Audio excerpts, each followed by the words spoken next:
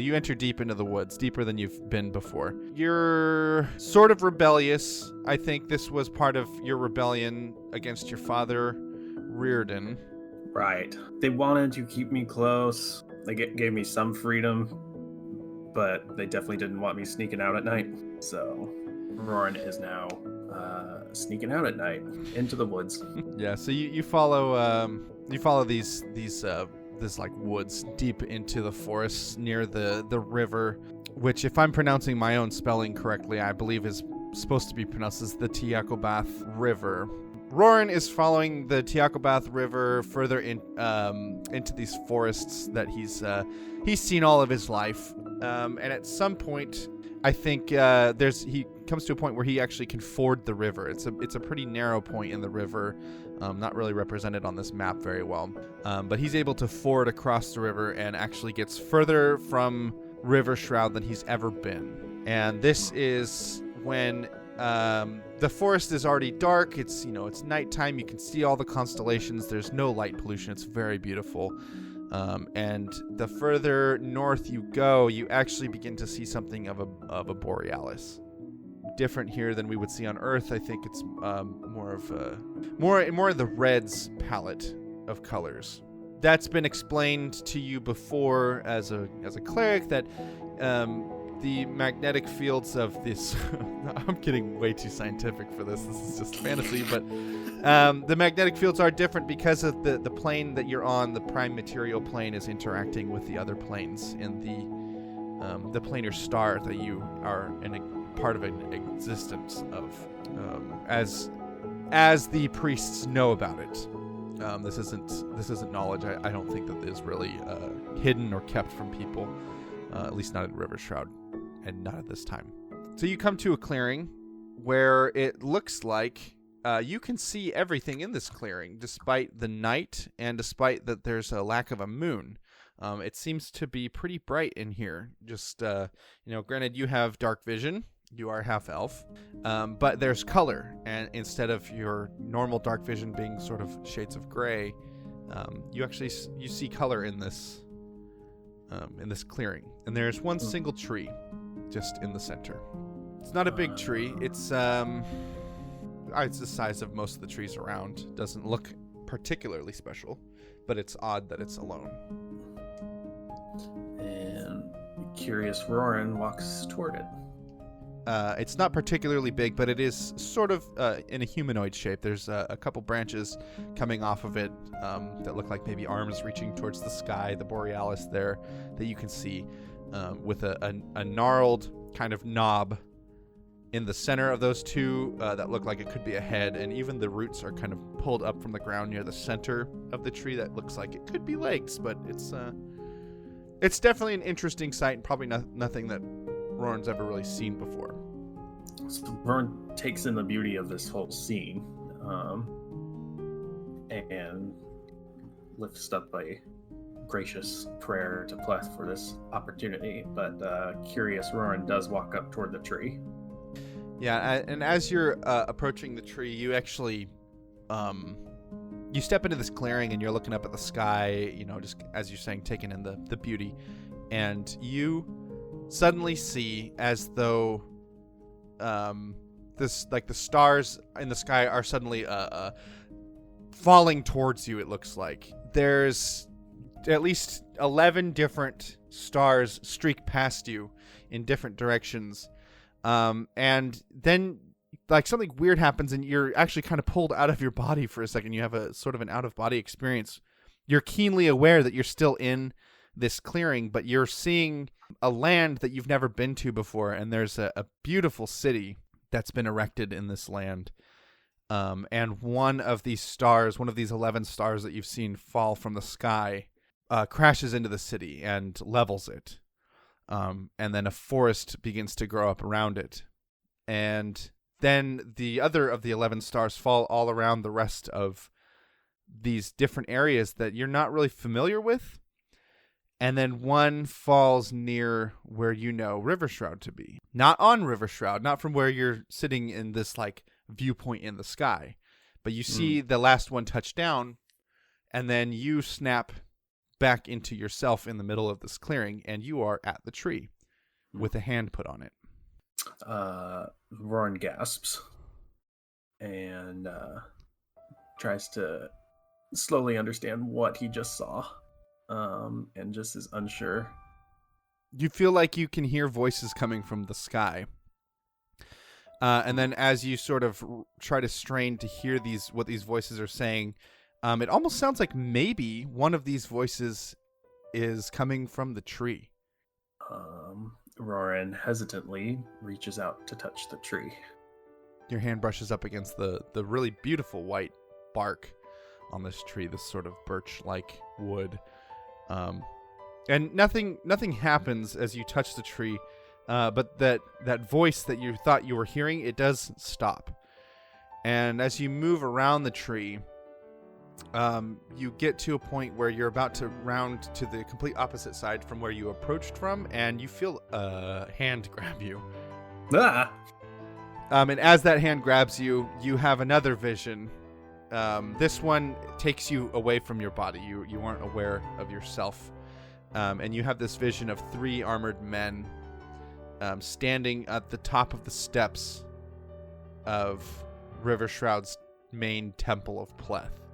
And the symbol is no longer Pleth's symbol. The symbol is something sharper and more brutal, and something that you have seen on the decorations of the Shrike priests to the west. And then you come back to yourself, and you see a man standing where the tree was, but he's not really a man either. It looks as though the tree has taken form. Are you a dryad? Your paths lead beyond your own belief in yourself. I've been sent to show you, to warn you. In time, you will explore the world as you so desire, but it will come at great cost and loss to you. Your people are in danger. This world is in danger. Magic and all that is holding everything together in this world is changing. And the time will come for you to help bring what was once torn asunder back together. But first you must persevere and follow the immediate path set before you. You must make the hard choices, but they are the right ones. The choices will be hard, but they will be right, especially when you must choose between that which you love and the triumph and goodness of life. Roran just pauses, standing there in awe, and says to him, "Who the hell are you?" I am your help when you need it. I can't share much, and you won't understand all of it right now anyway. But I can tell you that I am here for you, and you will come in time to understand exactly who I am and who you are and what you are to this. And when he says this, he kind of waves his hand just vaguely in the general direction of the planet, I guess, and then he just kind of puts his hands down and he looks at you again and he says, I am here to help you fulfill your destiny, child of honor. Your dreams mean more than you know, and though you don't have time right now for me to explain this and interpret these and give you the answers you're looking for, I will aid you. Come to me every month in the next 2 years before you begin your training with the clerics. I won't be found here every time, but you will know me, and you will hear me in your heart, as you did tonight. Be watchful. Bring no one. I will know if spies are about. Now, please, go before your kin search for you, and find me at the next new moon. And then you blink, and you realize that it wasn't a man, it was just a tree that you've been sitting here talking to. Oh my gosh, what did I eat tonight? And I think Roran will just kind of stand there for a while thinking on this, but will agree in his heart to do as the dryad tree commands him to do. So at the next new moon, Roran, you wake up again, and you're mad because you woke up. But then, like, you have this moment that even though like this whole day you've realized, like, you know, it's the new moon tonight. You're anxious and excited and a little bit terrified of what could happen tonight. You're not really sure. Was this a real thing or was I hallucinating? You know, did I brush up against some kind of plant that stung me with a hallucinogenic or something like that? You know, you're not really sure what exactly happened last month. You just know that what you felt was very real, and this is the new moon, and this is when the tree man had told you that to look for him again. So you've been sort of anxious all day. So even though you love sleep, you do wake up in the middle of the night and are unable to go back to sleep, and you feel this draw again to the forest. And after some time searching around, you don't ford the river this time. You actually travel west a little ways. Not too terribly far, but you do follow some extra, like you said, deer trails that you haven't really seen before. Before you come into another clearing. And once again, you have this borealis above you, this sort of reddish hue swirling in the night sky where the moon is absent. Or almost completely dark at the very least. The stars are bright, and this borealis swirls above you, and the forest is just beautiful with this. And you come into a clearing again where you can see color. And there, again, lies... You know, you were extra careful. You didn't brush up against nothing. You didn't touch anything. You're wearing shoes, long pants. You're not getting bit by anything. You haven't taken anything... you are sober and in a sound mind, and here is, in this clearing, a humanoid type shape of a tree.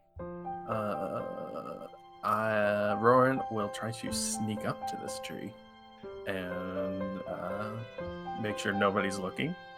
He's assuming nobody's around. Oh man, roll stealth for me since you're going into this clearing. I want to see how this turns out now. There's nowhere to hide specifically in this clearing. I mean, it is a clearing. The grass is really tall, and there's an unknown number of rocks and or sticks in the grass as you're approaching, but somehow you manage to avoid snapping any twigs or crunching any leaves or anything like that. And you get up to this white birchwood tree. And you're looking at this, like, these knots on the trunk, and just as you're having the thought, like, this could be a face, maybe I saw that, the knots where there would be eyes, they open, and you look into these really deep kind of yellow red eyes that seem to go on forever. And it actually, like, takes you a little bit of mental effort to kind of shake out of that and not just stare into these eyes that want to drown you, it seems. Yeah, Roran kind of gives a small gasp and twitches out of the trance. And yeah, I think you even hear, like, a little bit of a chuckle just... So, you are real. I am. I have so many questions, and at the same time, you really leave me speechless. I can't even imagine that the last time I met you, it would have been nothing more than a dream. Dreams bring truth to many, though they may not know it. Just because one sees a dream does not mean that one does not know truth. Are you going to teach me how to read my dreams? That is not my purpose, no. What is your purpose? Child of honor, you are destined to be one of Pleth's chosen. Though, looking into your future ribbons, I can see you are intertwined with Agrashad as well. That's a very interesting combination of gods you just said. Do you not wish to bring nature's justice to those who would abuse it? Tell me, young one, what is your biggest worry at this moment? Right now, whatever the heck you're leading me down. There's like a smile creases the face of this thing. But he doesn't necessarily laugh. My worry, selfishly, is for my own freedom. Never wanted to be a cleric of Pleth.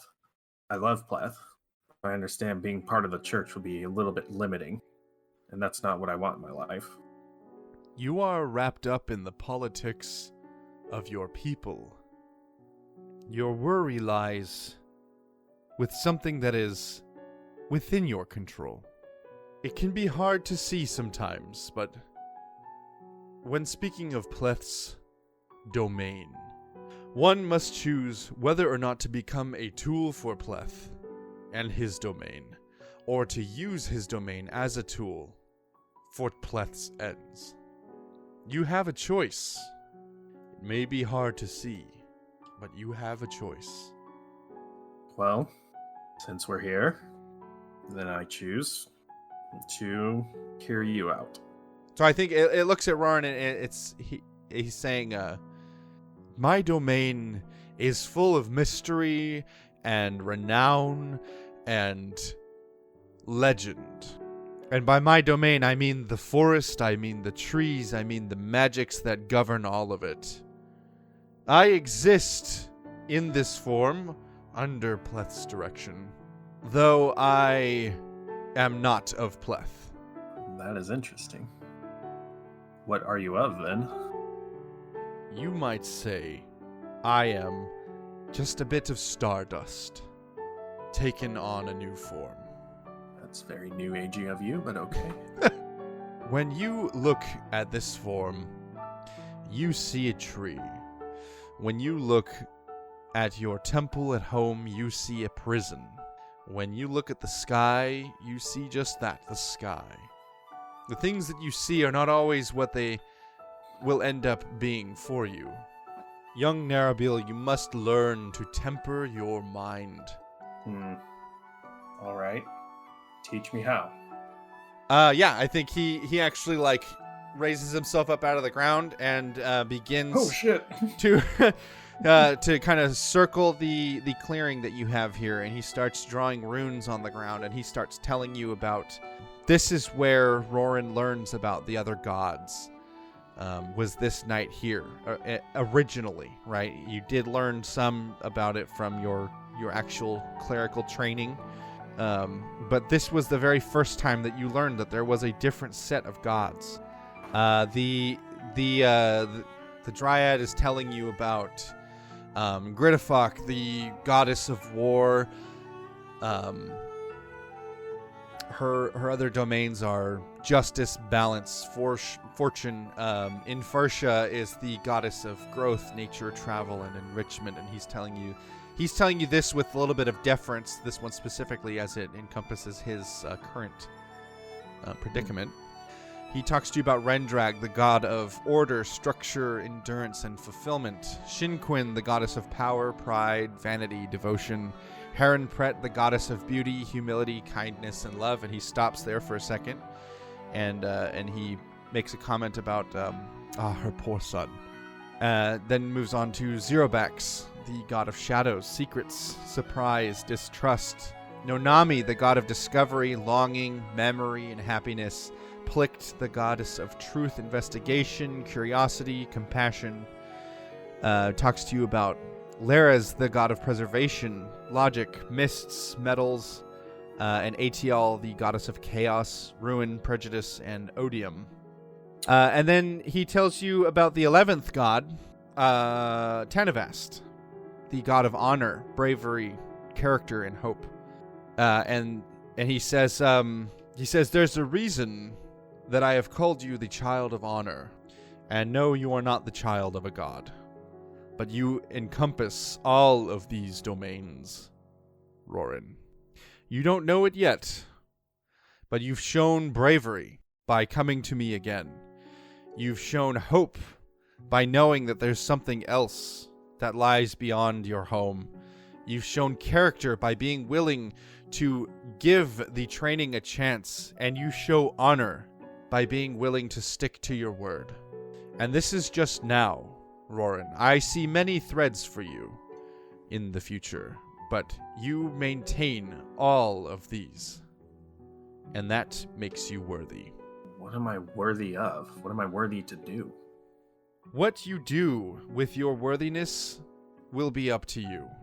When I say I see threads in the future, I don't necessarily mean that I can see what you will do. I just know your essence. Well, if we're going there, your character. And it stays true. Everyone will have their doubts, young Narabil. That is a normal and healthy thing. What matters is that you remain hopeful. You remain brave.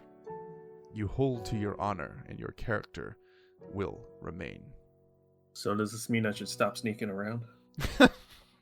That's not what I said, but if that's what you feel is the right thing, I'm not speaking on I'm not speaking on behalf of Gridifok here, of justice or balance. Honor is not always doing the right thing. So with these gods, what do they have to do anything with the current gods? Well, the current deities that exist now are... Have you ever heard the phrase, put on display? Put on display. Yes. Like certain birds in their mating displays. Yes, I suppose, and he thinks for a minute, and he's like looking up into the sky and being like, how idioms are never my strong suit. It is to make an outward appearance. The broken of Mylar will one day be reunited, but until then, what we have is a broken system. I'm sorry, this is painful for me to talk about. Interesting, and I'm sorry. But thank you for the lesson. What else should I learn tonight? I think that will... Yes, no, that's good enough for tonight. I think if you take some time and think about this and the implications of a false godhood, well, maybe I shouldn't say false. He actually, you've never heard him go back on his words before, so this is the first time he's ever made, a correction to himself. Granted, this is only the second time you've met with him. False godhood isn't the term. They are as powerful as the last 11 were, but they lack the depth. They were not forged in the same fires. Does that make sense to you? Enough is an explanation that I can understand. And he's like, you do know I'm only 18. I haven't learned anything, of epic importance like you're telling me right now. All truths are important and frivolous at the same time.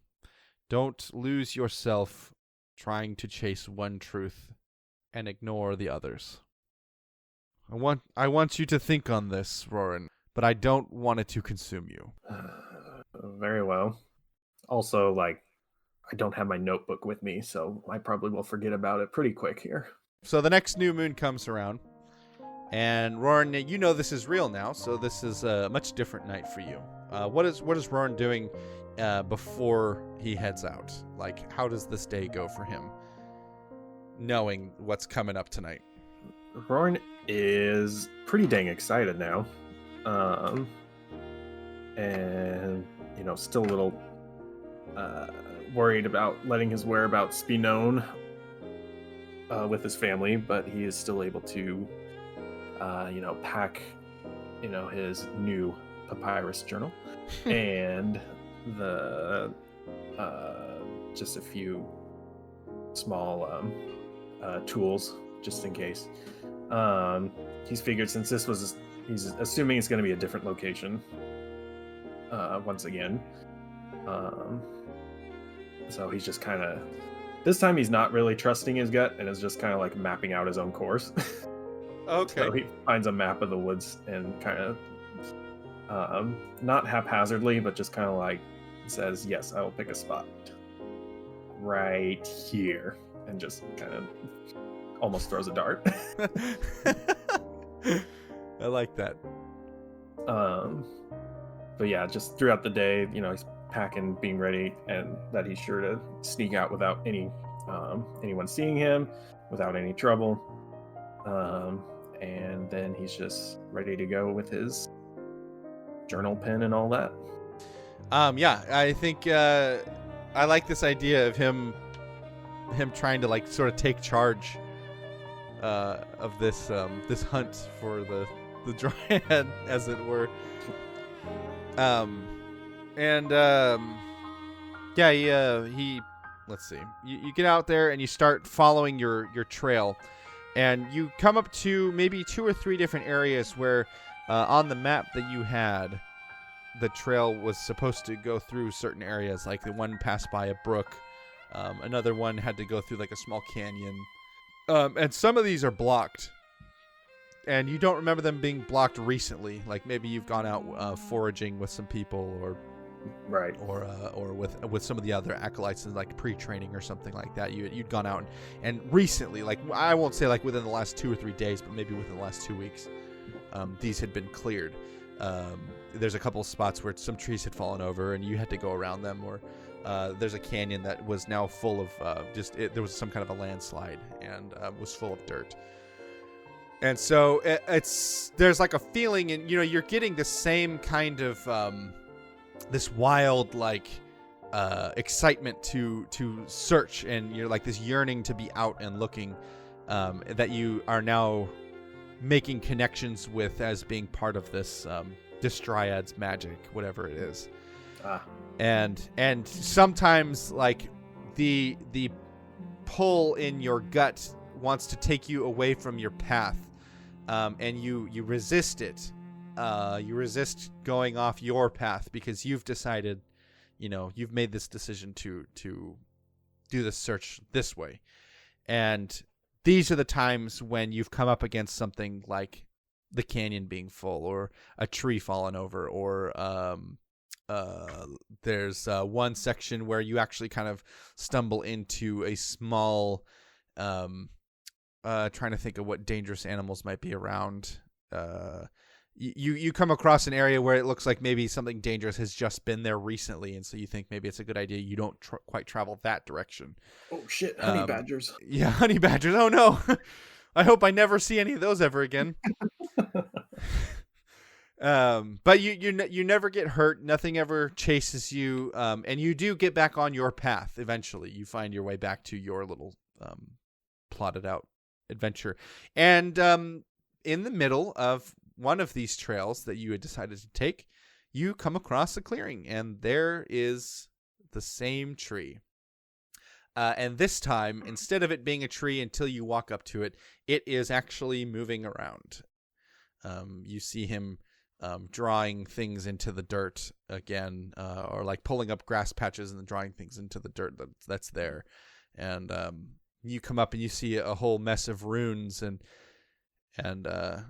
he says, "Tell me, young one, what do you know of the Jinn?" I have only heard rumors of their existence, and I've heard that they're small. That is apt. Yes. Also, do you want to just first tell me why? Although maybe you're in charge here, I guess. I'll apologize. No, I am sorry I'm late. No, ask your questions. Did you have anything to do with the trails being blocked and this whole extra amount of effort I had to come find you? Yeah, he actually considers that question for a minute, and he says, "Yes, I did. And let me tell you why. I told you I would know if there were spies about. I told you I would know if spies were about, and I know that you did not willingly bring a spy, but your cousin tried to follow you." Karasid? He tried to follow me? He watched you last time that you came out. He saw you from a distance, and though he wanted to run to you and meet with you, I know that you haven't seen each other in some time. He ultimately chose against doing that. And tonight it seemed to be too much for him, and he tried to follow you. Oh my. Roran's just like, he's gonna silently be taken aback and meditate on that, but it's just like, it won't really phase him enough to, try to search out for Karased. It's definitely like a shock because you haven't seen each other, but Yeah. not quite earth-shattering, as it were. So the Dryad just kind of hangs his head sadly, and he's like, I'm sorry, I know you have not seen each other, but our time is short, and it is too important. You will be reunited again. Maybe not in the timeline you would like, but you will see each other again. Well, it'd be great to see him, but okay. Yes, anyways, you were saying about the Jinn. Yes, the Jinn. You say they are small, ancient things of legend. These are all true. And he says the Jinn have more of a connection to the 12 of Mylar than you might understand. But that is important. Oh. What do they have to do with Mylar? They are related to Mylar in the same way that you are related to Rinian.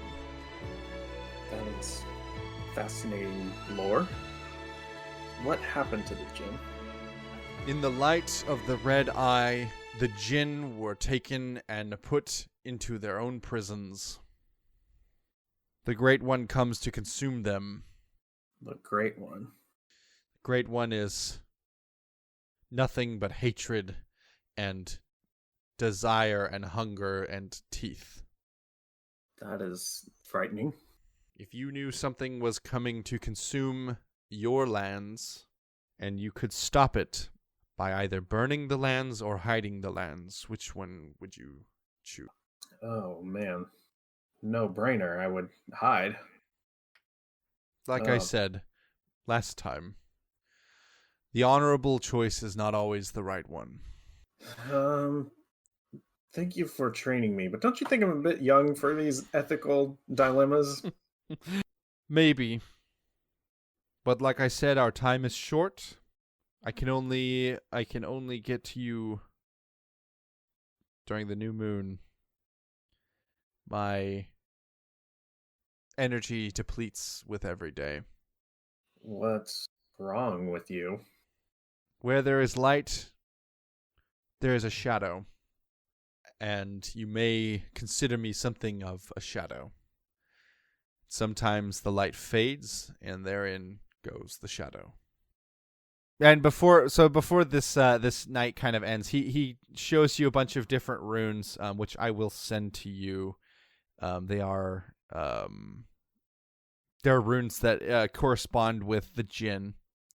It tells you a little bit about Dustfall, as it was called many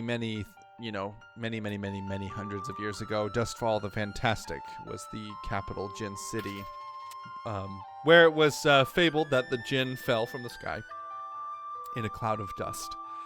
And the inhabitants of the land named the land such, and where they found these strange and intelligent and creative creatures, they helped build up a great city that then became the heart of magic. But basically, yeah, that magic spawned into the world from this city, and it had always been known from that point on as like the cradle of magic. And then he gets to the point where the city was torn asunder and destroyed. And though magic remained at that point on, this magic and the Jinn were never the same until they were eventually taken from the planet and put into a prison. So, you're telling me you're a Jinn? He smiles and he's like, much more acute at picking up than you think. I am part Jinn, and I am part Mylar. Oh my. So, What is that? Like demigod status? No. As I said, I am more a shadow than anything. Oh. And though there are many things that I have taught you before you are ready, this is one you are not ready to hear. And with that, I think he ends the lesson for the night. Okay. And Roran's head is just getting a bigger headache. exploding and exploding and exploding. Yep. And then we can skip ahead to let's see. I guess I'll just real quick over the next I guess 20 or so months. As Roran is growing and learning more about River Shroud and more about the Temple of Pleth and what it is that the acolytes do there. How is his perception of temple life and how he's kind of viewed it as a prison or an affliction to his freedom? Mm-hmm. How has that changed, or if at all, in these next 20 months? I think he's just succumbed to the fact he's like, this is going to be his life. But just more in an accepting way, not a bitter way. He's still not thrilled about it. But I think he's not going to really view it as a prison either. It's like, at least it's an opportunity. Not my ideal, but there might be some better future, at least according to this dryad. Okay, yeah, and so over the next 20 months, he kind of explains. He goes into more detail about the different domains of the gods. He doesn't really talk a whole lot more about the Jinn or about Mylar, and kind of like I think those remain in your memory, as like something curious that happened in the beginning when everything was new.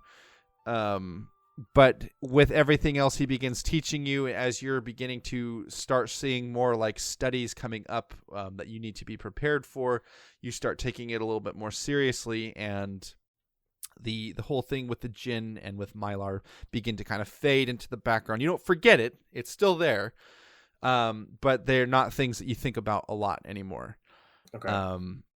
And we come to the last month, where when Roran ventures into the forest, I believe this is where he ends up going almost all the way to the Shrike's Temple. He goes really far west. Yes. You had no idea it was possible for a single person to traverse that far in a single night. But just based on Roran's cursory knowledge of stars and like astrological signs and things like that, as far as where they are in the sky, it almost appears that as he's running through the forest, fairly unhindered, by the way, at a pretty full sprint, never really seeing like it seems as though time may have that's kind of the feeling you get. It's like time stopped, right? But that happens when you get tunnel vision and you're kind of into a task. You sort of feel like time stopped around you, and it's not something you really think about because you have your mind focused. Got to find this tree, and my gut's telling me this way. Until you find yourself in front of the Shrike's Temple, looking out towards it. The Dryad tells you that you have a task, and he's pointing at this outcropping of ruins underneath the shadow of the Shrike Temple. Something that, I mean, you haven't really been out here a whole lot, and these ruins that you've seen, they don't look like they've been touched, but they also don't look like they've been noticed for whatever reason. However, you can kind of put that together. And he tells you that this temple, he kind of points at the big temple, and he's pointing at the ruins, but first the temple, and he says, the cultists built this long ago as an act of heresy against Pleth. It was before your father's father was born. And then he points at the small ruins, and he says, those small ruins that you see there under the shadow of the temple are all that remains of the worshippers of one of the elders. That's those small ruins that you see under the shadow of the temple. They are all that remains of the worshippers of one of the eldest. They are protected by the Ancient Ones, and only you and I can see them, as an enchantment binds them from the sight of enemies. But That is tonight, fascinating. yeah, tonight the spell ends if you complete this task. You must take me and place me in the circle of stones. There are no watchful eyes tonight, but do not be reckless. How am I to place you, Master? You will know. Be cautious. But as I know you are capable, be courageous. These are my last words to you. These are my last words to the world at large. Roran, you will learn much. It won't be enough. You will be discouraged.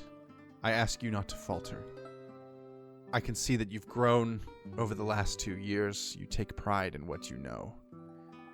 Use your knowledge as a tool, not a trophy. You do not and will not know everything, and I'm sorry that this will only discourage you when you face your future challenges. Your mission is set, and it will come to you in the proper time. You must heal the world, roared Narabil. Bring peace. Bring together the children of deities. Your story means more than just being a cleric of Pleth. Your path will shape the coming revealing. I'm sorry that my vague sayings through these 2 years have brought you little comfort. Love this world, Roran. Love the people in it, even the ones that are hardest to love. And to the best of your ability, do the next right thing, as you will soon face tonight. I realize that in all this time I never told you my name. I once told you that I was the product of genie magic and Mylar's power. I am the shadow of Tanavast. And at this point, I think, is when the Dryad actually roots himself back into the ground and begins to sink into the ground. And he says, "Farewell, my friend. Remember all that I've taught you." And his trunk buries itself into the ground. The trunk cracks open with this like crackle of blue lightning, and where he was once standing, there is just this 5-foot wooden branch sticking out of the ground. With the top of it is gnarled and twisted into the shape of a tree. And it vaguely resembles the symbol of Pleth itself. Warren pauses, kind of with some just overwhelming feeling of sorrow, but I guess gratitude. And just as that feeling wells up, tears want to come out. He doesn't really cry, but he just feels that sadness. And he walks over to picks up the branch. Yeah, you pick up the branch that will follow you in your life for many, many years as it becomes your holy staff, the staff you will use to cast spells in the name of Pleth, to heal the sick, to so let me I'm sorry, let me get back into that. You pick up the staff. This is the staff that follows Roran for the rest of his life, pretty much. This is the last remaining bit of your old and mysterious friend, who you only knew a short time.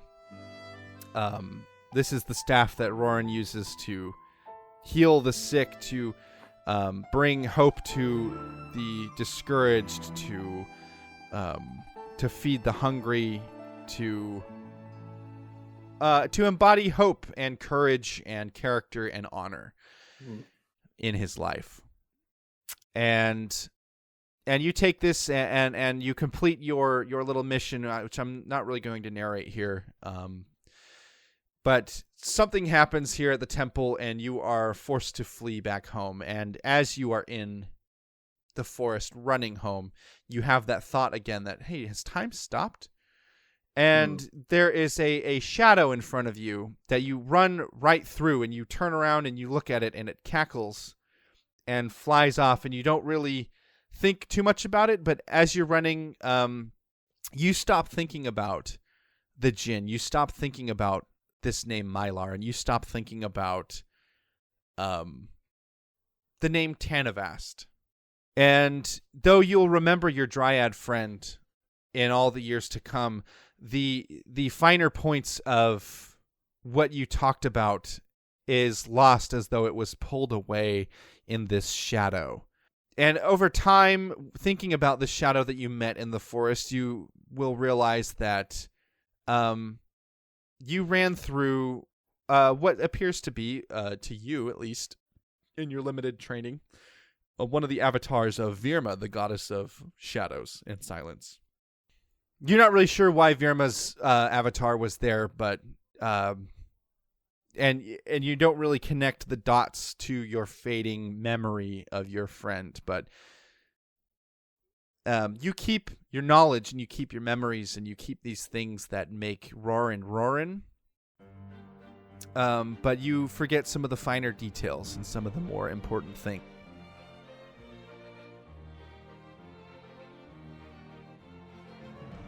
Previously with the Liberators. I certainly hope that you'll come back someday, Sonny. I will come back. We gotta get used to these changes. And you still have Talara. God's willing, I'll come back when we're through with this. And Roran goes over for a tender hug. just so he doesn't hurt his back.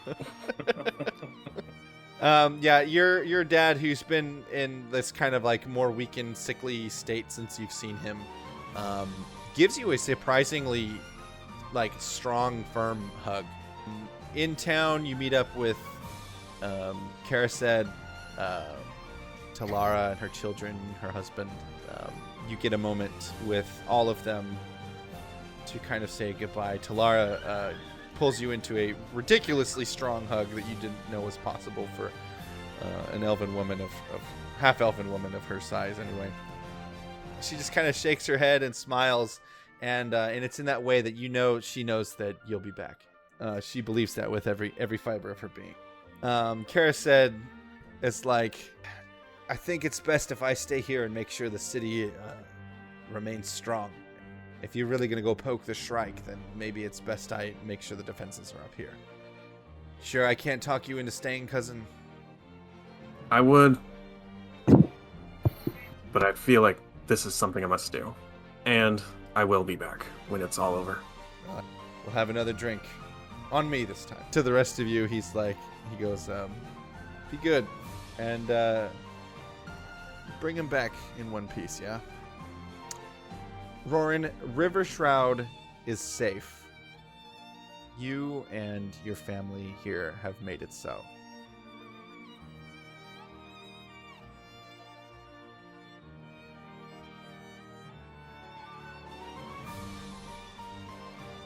Alright, let's get started.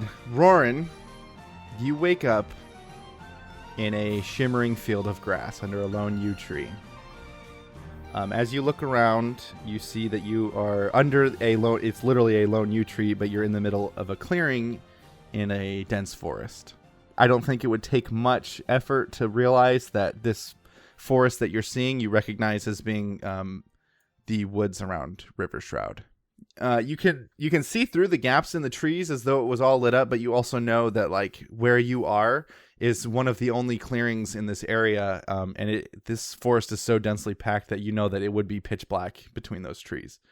But you're not like, I don't know, this isn't this feels calming. I think you're not alarmed as you wake up. There's nothing that gives you cause for alarm. You just kind of wake up here. The wind is blowing softly. The sun is shining. It's nice and warm, and you feel rested.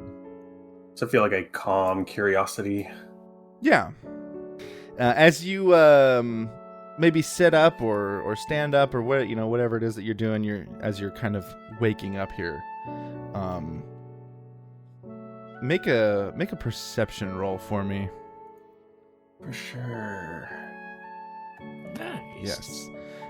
It becomes immediately clear that something's different. This isn't I don't know. I'm trying to think of the way to put this. There's like I say the grass is shimmering, and at first you thought it was because the breeze was blowing them and the lights reflecting off of them in different, in waves, as it does sometimes. But you start to recognize that the shimmer is kind of all around you. And it's like at this moment that you like do remember being in the temple of the Shrike. You remember brief flashes of facing against the raw soul of Garrisil as he read from his book of death, and being struck by something that tore you from your body, your physical body. And as you kind of remember that, you look down and you see on your ankle, around your ankle, there's a silver thread that's shining super bright, and it's wrapped around your ankle, tied tight. It's not causing any discomfort, but it's there. And when you try to follow the thread that leaves your foot, it kind of goes off into nothingness. But it's like it's pulled taut. Did I portal somewhere else? With the Am I dead? with the wisdom of 7. Oh, geez, yeah, you don't recognize what this is exactly. I probably would have said make an Arcana check, but Damn it. I like the wisdom save a lot better. Yeah. So are you? Did you actually say that out loud? Did I portal somewhere? Yeah. Did I portal somewhere? There's a stirring as it sounds like the wind is picking up, and the leaves in the yew tree behind you start to shake a little bit, and you hear a deep voice come from behind you. It's booming and it's loud, and you sort of recognize it. And it says, despite our greatest efforts, despite our planning, despite sometimes even our training, we lose. You can do all the right things and still fall short. This is not your failing, Rorin. This is learning. This is life. And you turn around and you see your old mentor, the Dryad, who you immediately recognize as what remains of the shard of Tanavast. Are you Honor? I am, or at least I was. I fear, not fear, that's not the right word. I sense that another has taken that mantle, or at least taken over that domain. I'm dead, aren't I? His Dryad features kind of stretch out into a smile, and he says, "Well, yes, I'm dead as well, Rorin. I think you know this now. I've been dead for some time, and it seems that you've just arrived. Now that," and he points at the silver thread around your ankle. He says, "That tells me that, well, maybe dead isn't the right way of describing what you are. It seems you have some unfinished business. But for now, you can rest here with me, at least for a time." Well, for now, that sounds comforting. Also a little bit worrisome. When will this unfinished business call me? Whenever you're ready, I think. You see, time Yikes. time works differently here. Lord Tanavest, is there a way to see what is happening in real time in the material world? Sometimes. As I've said, time works a little bit differently here. Sometimes we get a window to see what's going on. Sometimes we can get a sense of what's been happening. What was it that you were involved in that led you to be here? I was fighting death with my crew. Something happened. All of a sudden, I did one spell, and the next moment I knew, I find myself here. He must have killed me. I wouldn't put it past my brother to do that. He killed the rest of us in some ill-thought-out plan. It wouldn't surprise me that he'd find some other reason to kill someone such as yourself. I assume you had some... You said you were with your crew? Are you a pilot? This is my team of Liberators. The Jin Liberators. You know, the Liberators. Yes, I'm sorry. I'm only joking. I know of the Jin Liberators. You've heard of us, clearly. I'm the one who sent the Stormfather. I don't see into your world all the time, and I don't know all the things that are happening, but as I said, I gain glimpses every so often, and usually when you needed them the most, I was able to be there. Well, you are a really crappy god. I'm a dead god, Roran. Oh, clearly. Thanks for all the trouble. Brought about a lot of character development here. Appreciate it so much. You said time works differently here. That's correct. I understand if this is a hard no. But even though you're dead, you still have enough of godhood to see the future. My future. Well, I think I might be able to conjure something up now that you're here directly with me. Sure, let's give it a shot. What? Yes, a field trip. What is it that you're looking for? What is it that you want? I guess if I was not killed, what would that look like? Is this thread? Does this make the possibility that I could go back? Do I have a future back with my family and my friends? Roll a... Let's see. Clerics are wisdom casters? Yes. Okay. Roll a religion check, but I want you to roll it with your wisdom modifier. So I don't know how different that is for you. Okay, so the roll you got is plenty fine. Even if you got a 22, it would have been fine. He kind of smiles and he turns around, and you see him start to, like, he reaches into the grass and into the dirt, and he's like pulling these things up, and he's like, it looks like he's making, I don't know, a snowball kind of, but with grass and dirt. So a dirt ball, a foliage ball, something like that. He like reaches, he reels back, and he throws this ball, and it crashes into this invisible wall. And beyond the wall, there's like a crack, right? And it starts to kind of split open. And he's like, well, we can take a journey together and look at possibilities, but first we need to start from the beginning. And this crack opens up, and as the crack begins to open up, like in this, it's like this non-Euclidean geometry, right? There's literally nothing there, but there's this rift in space in front of you. And as it begins to widen, the yew tree begins to shrink until he like assumes a humanoid dryad form. And he reaches out his hand towards you, and he's like, join me. As he begins to kind of motion towards this rift. And I walk towards the rift. So you guys walk past this rift in space, and as you pass through, you realize that you walk into a hall of mirrors.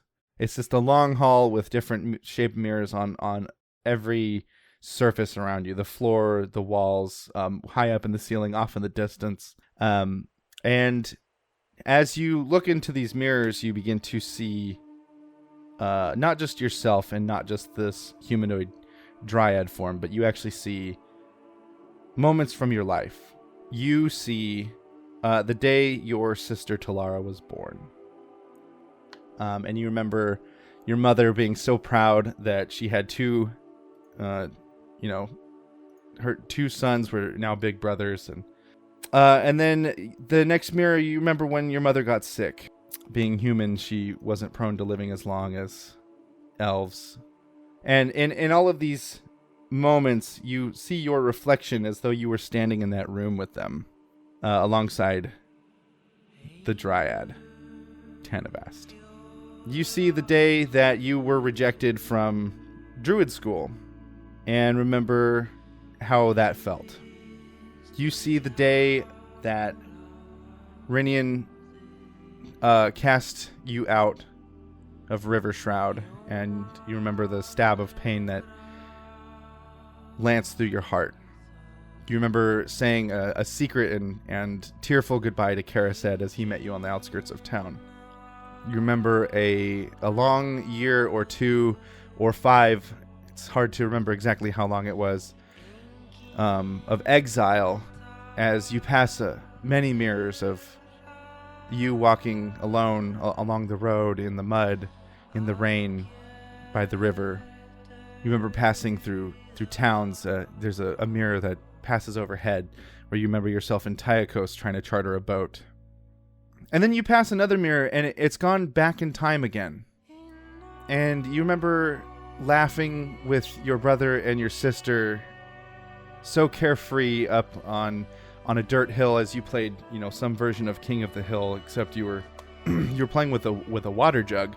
And you recognize the water jug because it's the one you've been carrying with you. And it was so comically big that's why you guys kept it all the time, and that was like your trophy.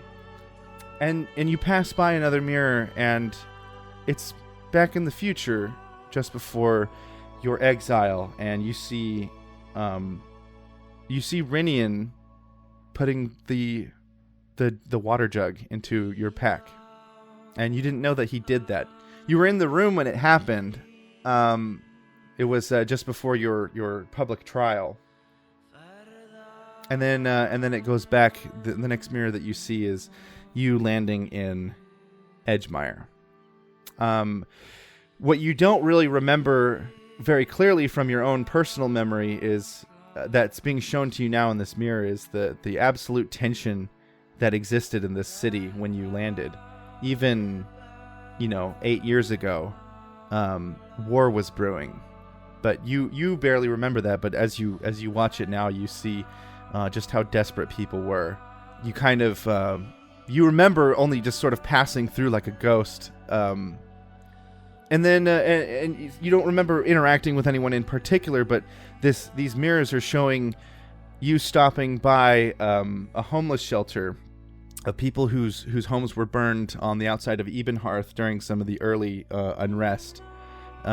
They had taken shelter in Edgemire, and you'd stopped by and you shared, quotes, water with them and broke bread and sat down and had meals. And now that you think about it, you do remember vaguely sharing meals with people.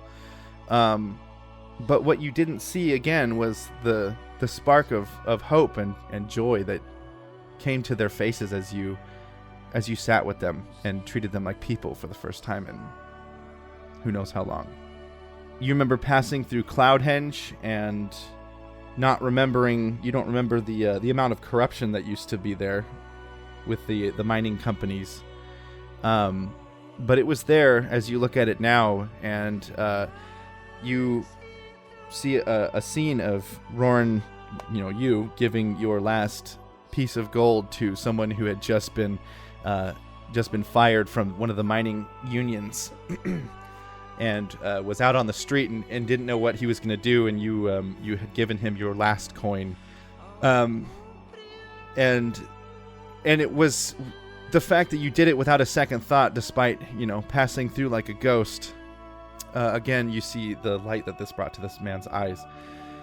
The next mirror that you pass again goes back in time, and you see yourself sitting and talking with your father, who's telling you the story of, the ancient blue dragon Indipidus, who you now know a little more about. And you remember the stars that were in your eyes as he told the story, and not just that, but the stars that were in his eyes as he talked about dragons.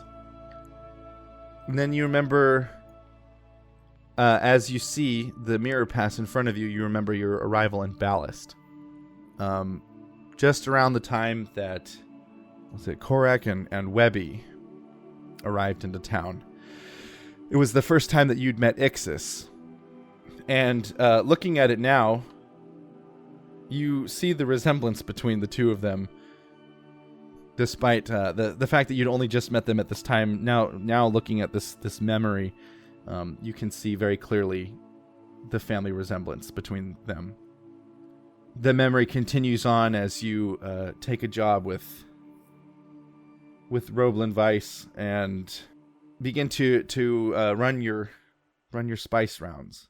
And then there's just a whole mess of memories as these people that you met 8 years ago slowly became closer to you and became more like family, and you stopped being so dead to the world. Because as you showed your kindness to people in Edgemire and in Cloudhenge and in Hallohan and Atrim, as you passed through, now these people were the ones who were looking at you as a person for the first time since your exile. I think at this point, Roran starts kind of like touching each of the mirrors, just out of the longing nostalgia of those memories. Yeah, and again, you reach your hand out and you touch these, the outsides of these mirrors, and you see your reflection as you are now, kind of in the, like, as though you were part of these scenes. There's effectively two Rorans in there. And Tanavas puts his hand on your shoulder and he's like I said, sometimes we do everything right and we still end up dead. But that doesn't mean that you failed. Roran smiled like the first half of that sentence was a joke. Well, maybe not everything right. But then he just turns back to Tanavas and says, "Thank you." It's important to see why the destination of where you were matters, and that's in the journey.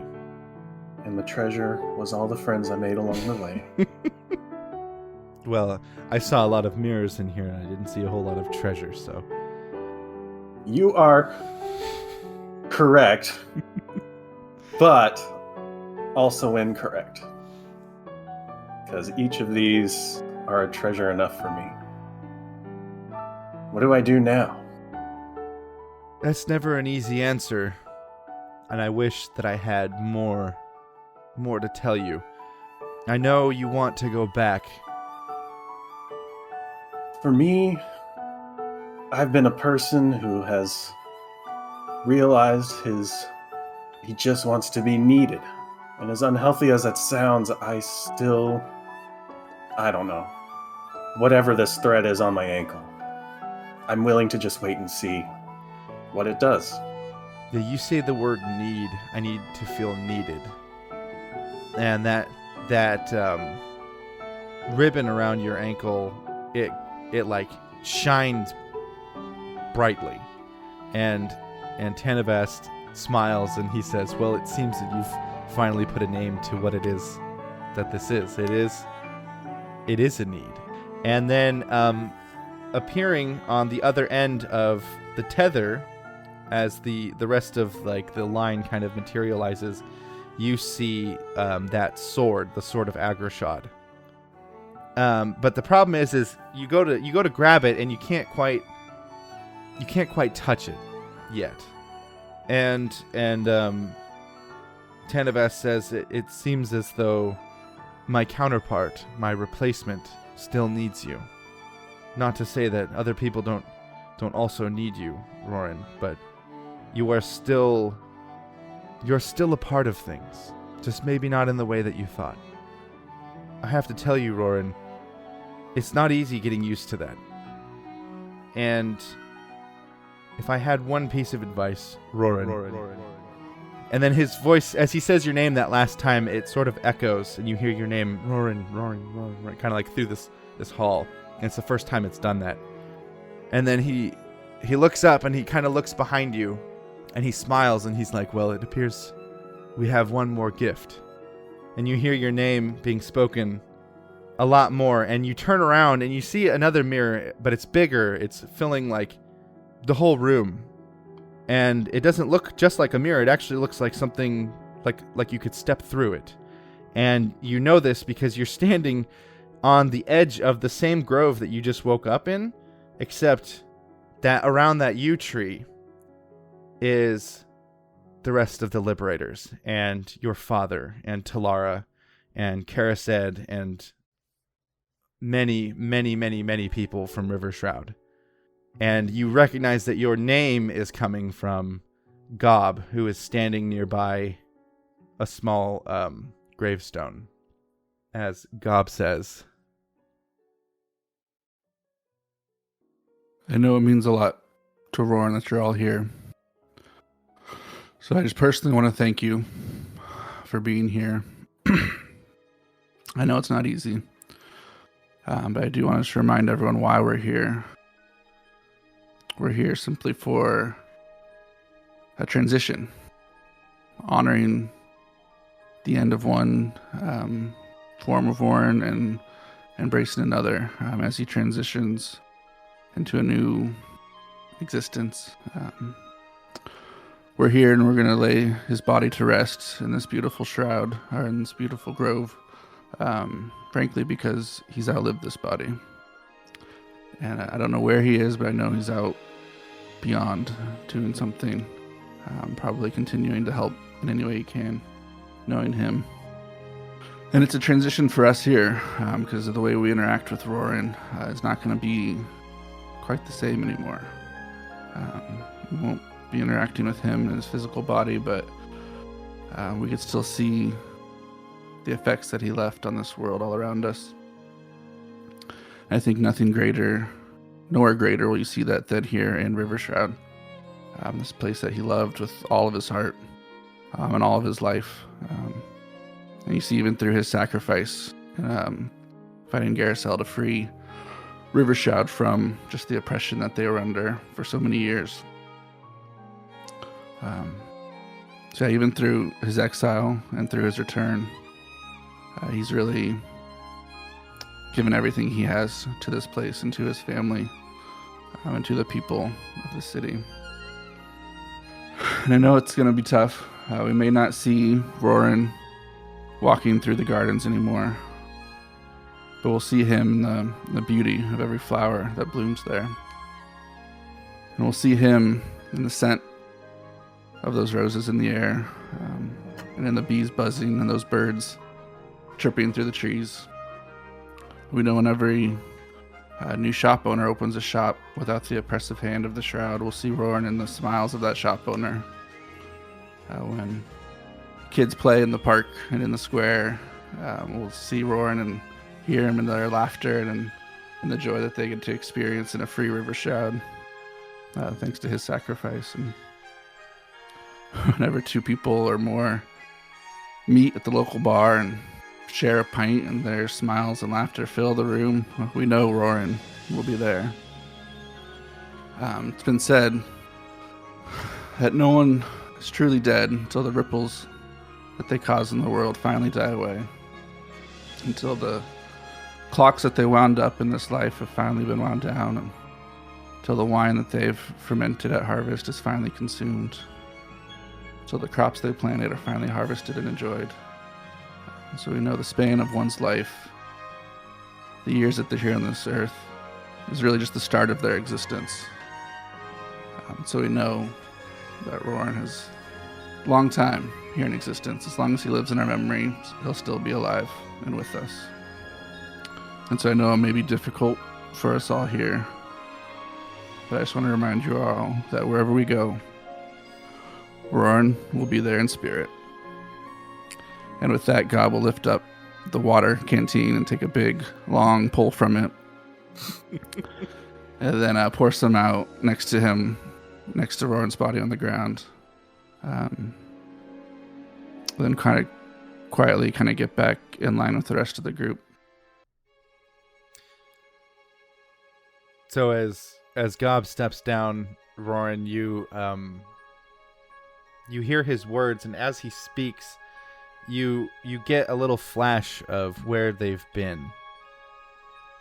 So about shortly after the temple of the Shrike collapsed, Ezra Raker, the Iron Vigil representative that fought alongside of you, in the temple, he was holding that mask that Jackal had been wearing. And he held it so reverently. You remember that? You remember, like, or not, rather, I'm sorry, you don't remember it, but you see this now, how reverently he's been holding that mask. And he, as he hears your party's plans to take your body to River Shroud, he politely bows and says that he has some other business he needs to attend immediately and has to head back to Cloudhenge, and is able to find a horse of, there's many, since this was literally a staging ground for a war, is able to get a horse and ride his way back to Hyoron to get a boat to go back to the mainland. As he's getting ready to go, you see that mask, and this is, I guess, for everyone else too. This isn't just Roran. This is something that happened for you guys. You remember that mask that he was holding so reverently? It was like almost oozing a presence. Like, it was so powerful. There was something very magical and very mystical about this mask. So you could understand why maybe he was handling it so delicately. Galley, as you all boarded him, he dutifully flew you back to River Shroud, in an appropriately solemn state, which only included 4 of his own original songs.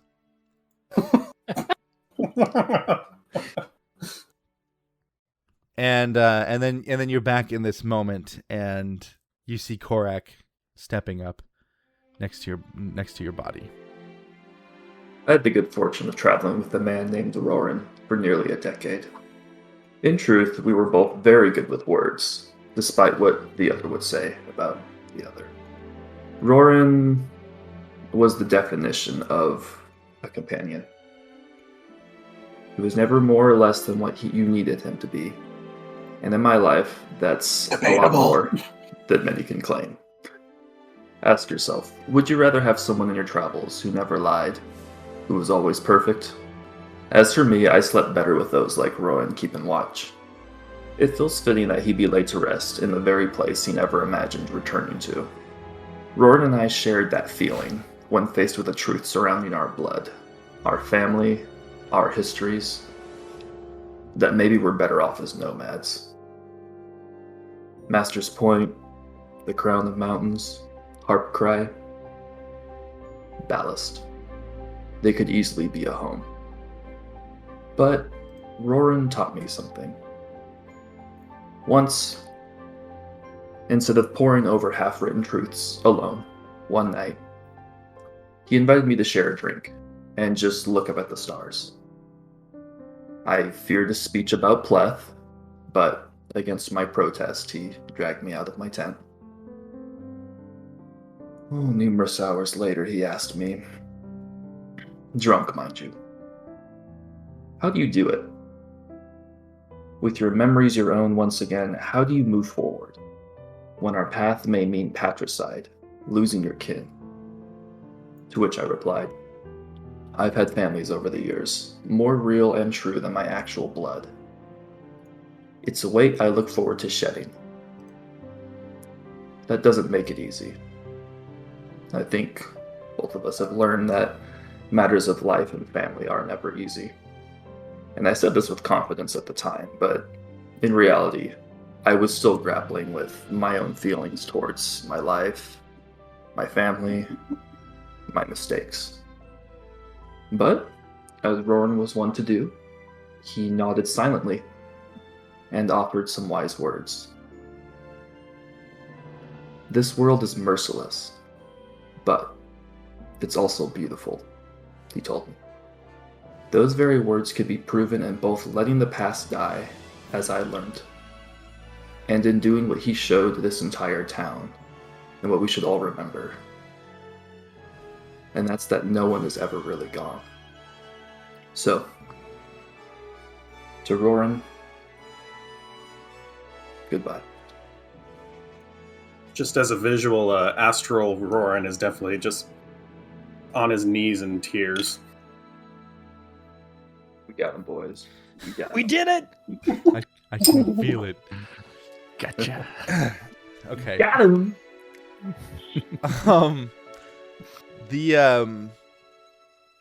Roran, as Korak steps down, you get another kind of flash into what they've been up to. As they arrived in River Shroud, the whole town was excited to see their return, and were all very dismayed when you weren't there, and they brought your body off of the ship. The whole town went into mourning for the first week. The Narabeel family was taken care of. The Liberators were put up and accommodated.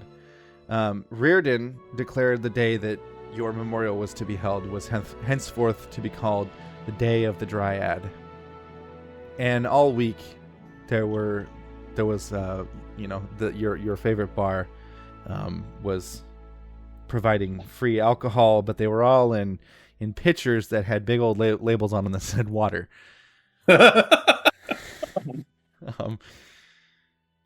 Even the orc tribe from Blackrock Mountain came down to pay their respects, bringing along with them Kaladin Guile, your friend, as well as the nobleman's daughter, who is now happily married with her orc chieftain husband. They even brought with them that silver dragon, who was the notorious Tattletale. But you're pleased or interested to see, I guess, that he as well puts on a appropriately solemn expression and air of respect. And then you're kind of back in the moment again, and you actually see Landis and Doc. Doc is holding a piece of paper as they both come to stand up next to your body. Thank you all. I had to write something down for this. Roran and my father. I'm sorry. And then Doc steps up. It's okay, son, I'll say something. I wasn't intending on speaking today. I wanted to have a day of silence, but it seems I'm past that time in my life.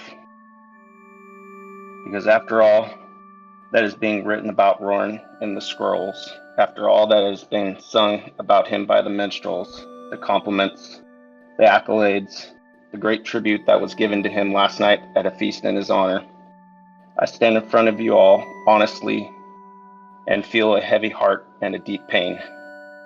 Mainly because he never healed any of my many wounds that I had taken in battle with him. But I digress. We all have shared many laughs and drinks and stories along this great journey. There are a great many that come to mind in this moment. They were all amazing, and I will never forget any of them. I wouldn't give any of them up, the good or the bad, because I was able to grow and work through many hard things with him and you all. I always tell my fellow guardsmen and people of Hyrule that through life, you're lucky if you have 4 or 5 people whom you can truly call friends, and you can share any thought you have, enjoy their company, be parted and separated, come back together again, and pick up right where you left off. They'll forgive your faults and affirm your virtues. Roran was one of those people for me, and I'm sure for all of us. And I believe and hope we all were for him as well. We as a group have been through terrible few days, and it doesn't look like it's ending. The greatest followers of Pleth called his death a dark day in the history for humanity. They said it was a terrible affront to human dignity, and our collective emotions and our collective consciousness all went through the same thing on that day. I was riding in a carriage to Hyrule, or through Hyrule, picking up food for a soup kitchen that Roran had sponsored, when I began to hear the people wailing, one after another. A lot of you share that sound with me. We all felt the same. It was midday that afternoon that I came back to the soup kitchen feeling very heavy with the day's events. We were serving meals to the homeless, and the fog finally lifted, and the thought finally came to me. He's dead. At that moment, my already strained emotions did spiritually what the death of my wife and child had done physically many years before, and I felt my whole spirit crumble to the ground and turn into a pile of rubble at the bottom of my heart. I sat down on the stairs of the cellar with my stone of far speech and yelled out to my son to give him the news he had already known. We cried till our tears ran out. But now we know that the work is still ahead of us and needs to be done. And we will do it together no matter what it takes, because we are all closer now than ever. And we are capable of whatever life throws at us, and we will forever carry Roran's memories in our hearts. We will never forget you, my friend. Roran, your perspective shifts again as you see shortly after the first week ended and preparations began for the memorial. It's a really beautiful day, and Gob is out for a walk.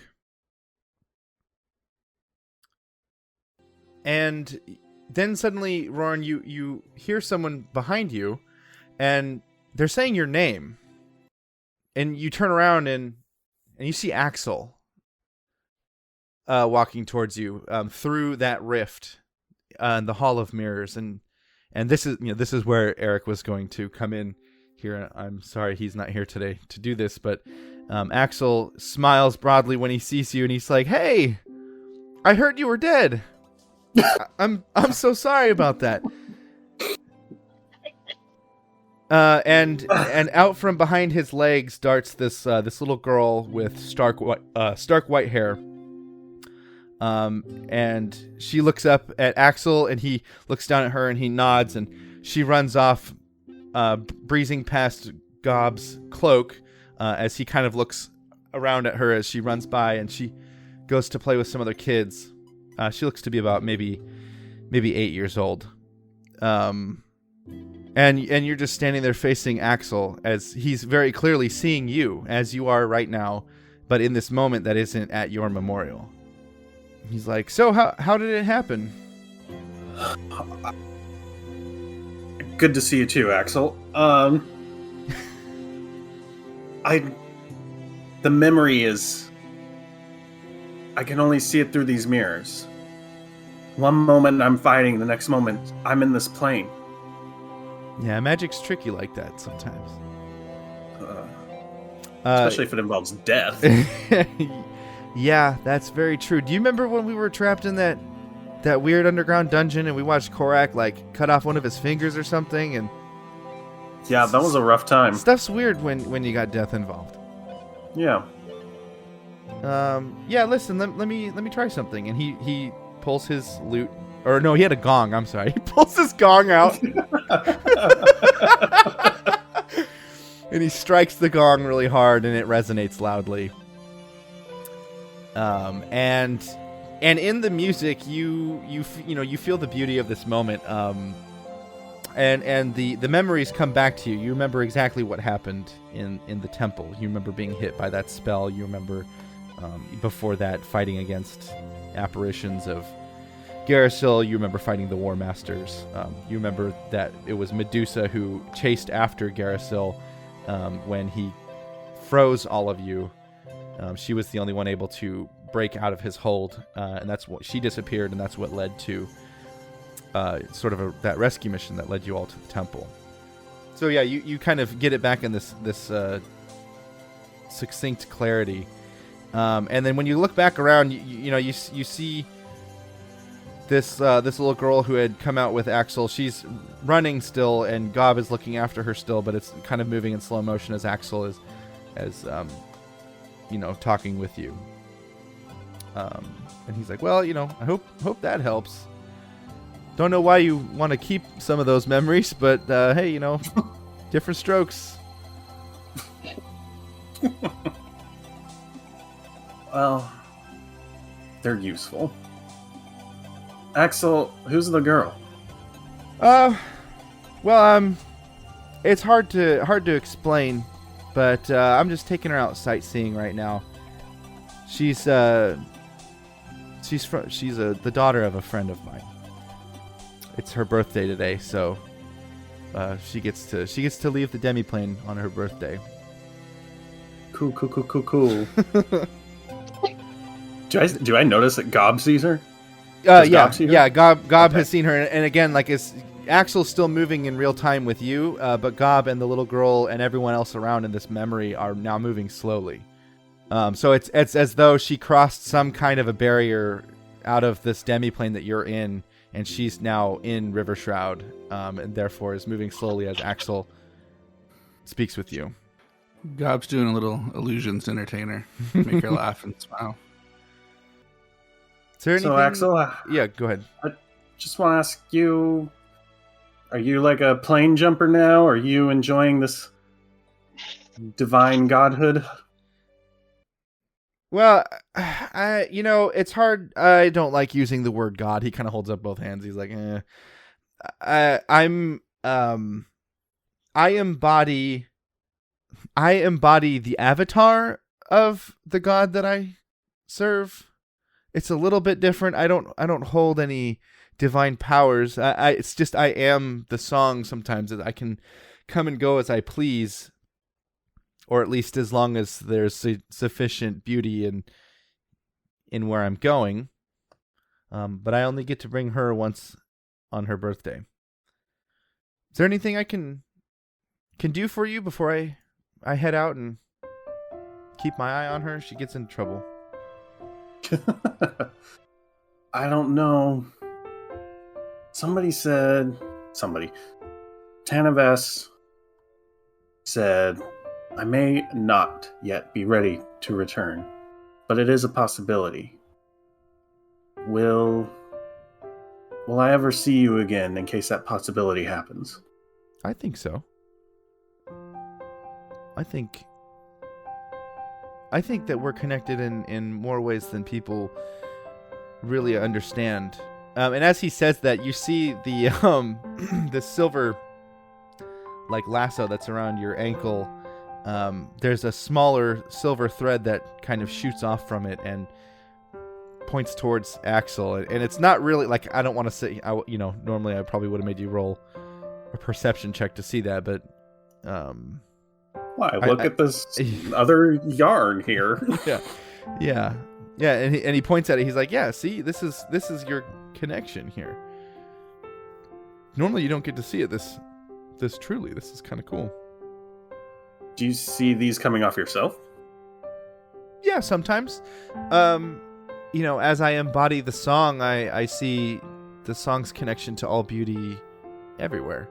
Oh, that's beautiful. Pick those threads as I choose and go visit places that need refreshing, or someone just needs a pick me up, or which I suppose is just a fancy way of saying refreshing, but Axel, you drove me nuts on most of our escapades. But I think that's because I saw a reflection of myself and how hesitant and how unwilling I was to participate in things that needed to be done. And this decision you made, this investiture that you have taken up, I respect you for it. And I don't know. There's been something gnawing at my heart ever since you took this responsibility up. And I hope I can, whatever may happen to my soul, to my body, I just hope I can continue to be inspired by your example. And all the music and the beauty and the loveliness that you bring the world. He smiles really broadly when you say that. And roll an insight check for me. He reaches out and he puts his hand on your shoulder and he says, thank you, Roran. I know I know things are different here than they were when we all still dwelt on the physical plane, but you know, you were still you there just as much as you are you here. And I have to say, you inspire me too. And he's got like he's got genuine tears in his eyes as he says this. And he kind of pulls you into crying, bro? he kind of pulls you into a brief hug. And he's like, I promise I'll come visit, okay? As often as I can. Oh. That'd be great. And he looks over his shoulder, or actually, I'm sorry, over your shoulder towards the girl. And as it's playing out in slow motion, as Gob is setting off some firecrackers or, turning his head into a bear illusion or something like that. And he smiles and he's just like, I should go, but I'll be back. And he moves to leave, and his hand doesn't leave your shoulder for a second, and he stops and he just looks at you again, and he looks like he's about to say something else, and then he moves past you, and the scene begins to play again in full motion as Gob is, Gob, what are you doing for you said you were making some illusions, right? I'll pick up a leaf or something and turn into a butterfly that flaps away, or things that would just make her laugh and smile, or just little illusions like that. Yeah, she's absolutely loving it, and there's a bunch of other kids who've gathered around now, much like that scene from a whole bunch of butterflies. Then it's like that scene from Lord of the Rings with all the Hobbit kids running after Gandalf. Trademark. Yeah. And actually, as this little girl, she's running around trying to catch the butterflies, and then she sees the stars in your robe, and her eyes go wide, and she looks up as Axel steps up next to you, in his resplendent white, bard getup. He looks like a freaking French Commodore. He's just really, really like, I'm trying to think, just very loud outfit for being white. And this girl looks up at him and she's like, Uncle Axel, it looks just like home. And he just kind of laughs. He's like, that is some sweet robe you've got there, Gob. Oh, you too, Axel. Oh, I just threw this thing on. Well, thanks for being here. It means a lot. Yeah. I know. Yeah. It means a lot to Roran as well. Yeah, and he looks over his shoulder. That's something that you can't see, and he looks back at you, and he's got a little bit of misty eyes, and he's just like, that's got to be hard for you guys. Yeah.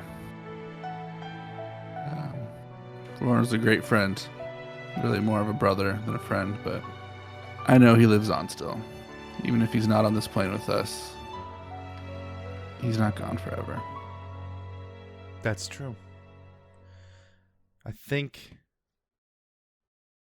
that's more true than you realize. Maybe not. Your father told me, he asked me to let you know that that Jeff is okay. Settled somewhere out east. Not really sure where, but he wanted me to pass that along. Okay. He still has the armor that I gave to him? Indeed, he does. Good. I'm sure it's in good hands then. Kind of sad to see it go, but I'm sure it's in good hands. Just like It's not. we all are with Roran looking at it.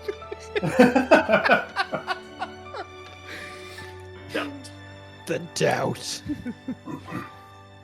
I'm over here. Wait. Axel points at the nearby pub, and he's like, I'm guessing everyone else is in here? Yep. There's endless water on the house, so you joining? Yeah. And he shouts, he's like, Hella, this way. And she perks up and looks, and then she looks around at the kids around her, and she just gives him this big pouty lip. And he's like, all All right, but don't tell your mother. And she runs off with a bunch of other kids. And he's like, sorry, I have to. She It's called a- you Uncle Axel. it's a Who are her parents? Nobody that you've met, I don't think.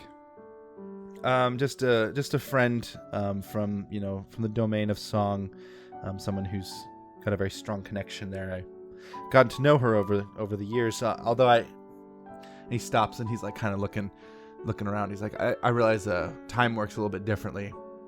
It hasn't been even 1 year, I think, since I left. Right now, right? And he's kind of looking around. He's like, what year is it? I honestly don't even know. Those last 2 years have been a blur. What year is it? Yeah, but I do some mentoring with her. Her father is not around right now. Something. He just kind of waves his hand vaguely. He's like, well, something happened, but he was a good man, from everything that I understand. But Well, she's lucky to have you. I'm sure she'll have fun with those kids over there. yeah, these are her favorite trips. She only gets to make them once a year on her birthday, so it's hard to tell her no when she wants to go and play. I can't imagine she'll get up to too much trouble. You guys walk into the pub. Korak, Ignis, Medusa, Landis, and Doc. That's everybody, right? Yeah. Okay. Yeah, you guys are all. I'm guessing you're all in there drinking or something, whatever it is that you're doing, and you see Axel and Gob walk into the door. I immediately roll my eyes. He doesn't even notice. Medusa is so drunk that her hair's just all over the place, making hissing sounds. It looks horrendous, but it's her best way to cope like this. She's never been good around the concept of facing her own mortality when she was human, and having to see friends die is the most painful for her. So it's a bad habit for her. So she's dealing with it in her own way. Would she object if Axel came and sat down next to her? I'm pretty sure she doesn't know who Axel is. So sure. Yeah. So Axel comes and sits down next to her, and he's like, I don't mean to intrude on your process, but I couldn't help but notice that little pseudo dragon you've got. Is that the? You mean Frumpkin? And I just shove it in his face. Yeah, Frumpkin. He goes to reaches for the dragon to take it, and hold it like a cat, I guess. And he's like, he's a pretty little guy. That's what you get for making a deal with the devil. It just laughs harder.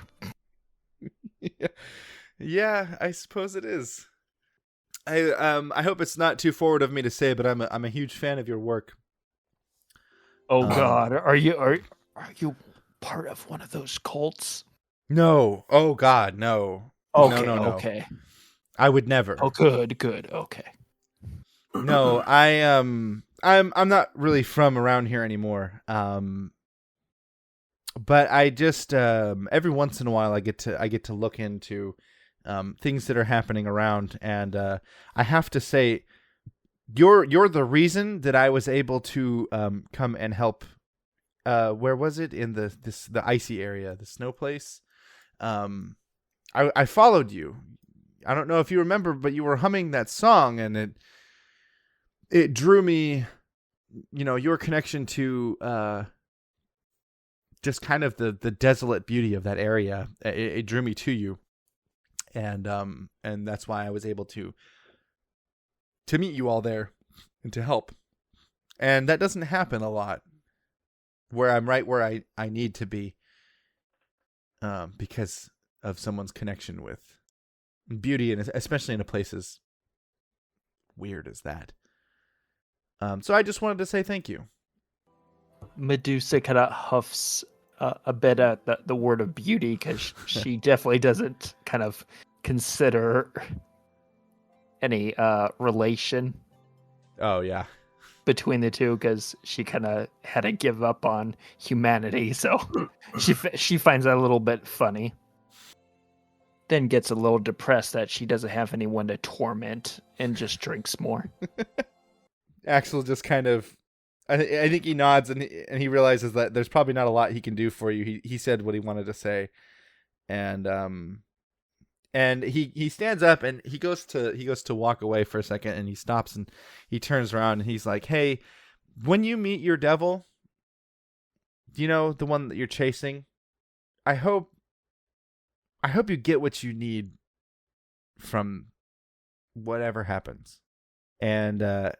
And he turns away and walks over to sit down with Korak and Landis, Doc, and possibly Ignis, if he's not at the bar. He might be at the bar. Okay, yeah. Just sort of on his own Yeah. at the moment, drinking. He might. He might be. Who's to say? He could be at the pool table for all we know. Yeah, so Axel sits down and looks around at Landis and Doc and Korak, as Korak's like just rolling his eyes so loud you all can hear like his neck popping. Axel, what in the hell are you wearing? Oh, this old thing? You know, I didn't want to be too there's a word I'm looking for. I cannot come up with it, but The word you should have found is mourning. The town is in mourning, in case you forgot. I'm saying this while I smile. oh yeah, no, I know, but it'll be okay. It's Just slap into my drink. I'm sure everyone's fine with it. Doc, how are you? Getting better as the time goes on, but that might be the alcohol as well. Definitely, at least 60%. Yeah. No, I get that, but it seems like everything's going okay for you and your pops there lately. Business is booming. Business is a booming, that's for sure.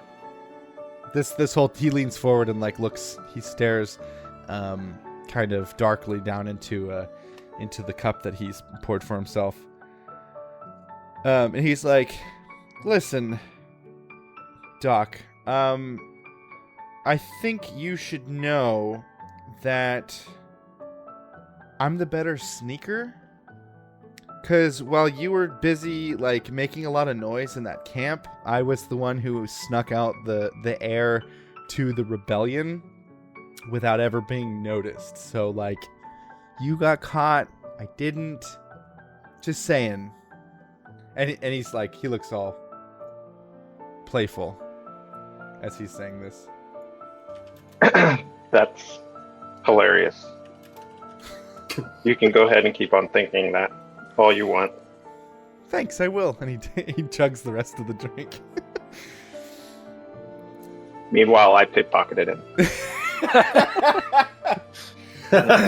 Roll it. Yeah, do it. I'm rolling it up right now. Yeah. Steal from a god, see what happens.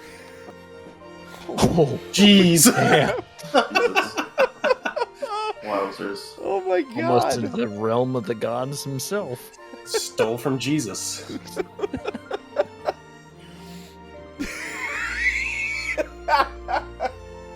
Where did these loaves and fishes come from? Okay. All right. Okay. Are you gonna look into Axel's character sheet just to grab a random thing? I don't know if I have his character sheet digitized. Oh, I do. It's right here. Is this the same? Might not be. Oh, no, it's not because it's not rolled up. Dang it. Okay. I think you pull out of Axel's pockets. You pull out a gemstone that is like, it's so sparkly that you almost mistake it for like a shard gem that you had been like, that you just like found all the pieces for. And you know that thing's got to be worth some money. But you also pull out it looks like a notepad. And there's a quill that comes with it. And we can talk about what that is a little bit later. But yeah, you successfully pickpocket him. And he doesn't even notice. Although he does look over at Korak as he's chugging down his drink, and he kind of gives a wink. Like, I'm gonna drink for a second and just kind of. Which, by the way, I haven't even leveled up Doc forever, so that pickpocket came from an extremely low level. That was in comparison. amazing. Plus 10. Okay, so unless anyone else has anything they want to ask Axel, I think at this point the memory begins to kind of dissolve for Roran as he's taken back to the memorial. I'll yell out, can I yell out, Axel? He looks over. Time seems to slow down a little bit as you yell his name, and he looks up at you through his over his glass as he's drinking. Can you just tell them thank you, and I'm okay. And with that, as the memory begins to dissolve, you hear Axel put the you see him put the mug down as Ignis moves over to the table. He's passing by briefly, and Axel kind of like holds his hand out and stops him, and Medusa's head perks up, and she looks over as you hear Axel kind of just say in a very serious tone, like, look, you should all know that he's okay, and he says thank you. And the memory dissolves as you stand once again in the Dryad's Grove. Around the funeral, with everybody there, as your dad steps up, and he's got the look of a man who's already cried himself out, maybe in private.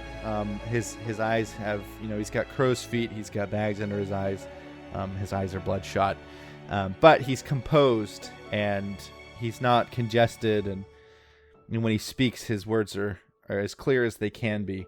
He actually stands up out of his wheelchair to make this speech, and he looks out over the crowd, and he's silent for a long time in the beginning because I need this track to end so I can switch it up. Oh, whiplash. Yeah. Smooth. Yeah, so he's silent and kind of just looks at it. Feels like he's making eye contact with everybody, just kind of one by one as he gathers himself. And he says, "My son left this town just over 35 years ago. He didn't do so willingly, or how do you say? He didn't go quietly. But he went anyway, and I know that he lost himself for a time. And I can't tell you how lucky I am to have been able to see him again. Not only after he's lost himself, but after he found himself again. I have 2 sons, and neither of them are here anymore. And some fathers might feel that that's a failing, or that it speaks to their aptitude, if that's even the right word for it. But both my sons did the right thing in the end. Some made more mistakes than others. And what's more is that I think they both had they had a hand in each other, in each other's redemption or success or change, amongst many other factors, sure. My sons are gone, and the world is not as beautiful as it once was. But I think that in a lot of ways we have to make the beauty and make the sunshine that we want to see. And if Roran's taught me anything, after seeing him again and seeing him changed and seeing him whole, I think it's that he makes me want to make my own peace. So today we say goodbye. And he holds up a little glass of water. We'll just call it what it is. And the rest of the funeral crowd there also holds up a small glass, and everyone takes a drink. And your father steps down, and as he does, the scene begins to turn white around you, Roran, as that rift sort of, I don't know, like I want to say it's not that you're moving backwards or necessarily even that the rift is moving forwards to like engulf you, but it is enclosing around you, and you're back in the Hall of Mirrors with Tanavast, the Dryad. As he says, not many people get to witness their own funeral. It's a surreal privilege. It is somewhat silly that we only share these sentiments about someone when they're gone. Lord Tanavest, thank you for this opportunity. He swallows hard, and he's like looking at you, and he's just like, I'd like to say that I had a hand in crafting that, but the truth of the matter is, Roran, I'm only here to interpret your connections that maybe you don't understand. When I said that this was a gift, I have to believe that it's because it's something that you needed to see in order to help you be ready for whatever comes next. And as he says that, you notice that the ribbon around your leg has changed color, and it begins tugging at you. You can actually feel it tugging, but it's tugging down towards the ground. And you begin to sink into the ground. What's going on? And he's like, Don't fear. Remember, I'm here to interpret. Maybe readiness isn't the proper word, but I think you have a job to do. And we will meet again. And he kind of stretches his hand out towards you as you begin sinking into the ground, which I realize is a terrifying concept, but I am at peace in this situation. Yeah, it's not like I should say it's not alarming, especially once he explains to you what's going on.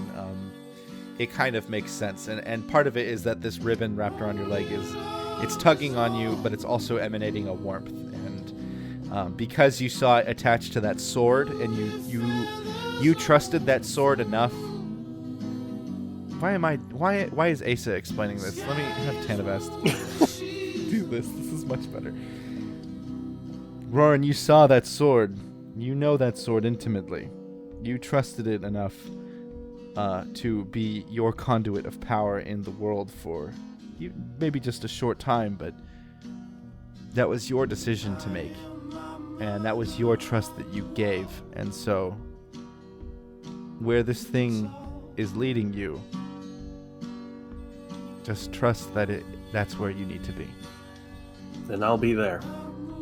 And I will see you again. And Roran, you sink through the floor. And we go back to the rest of the Liberators.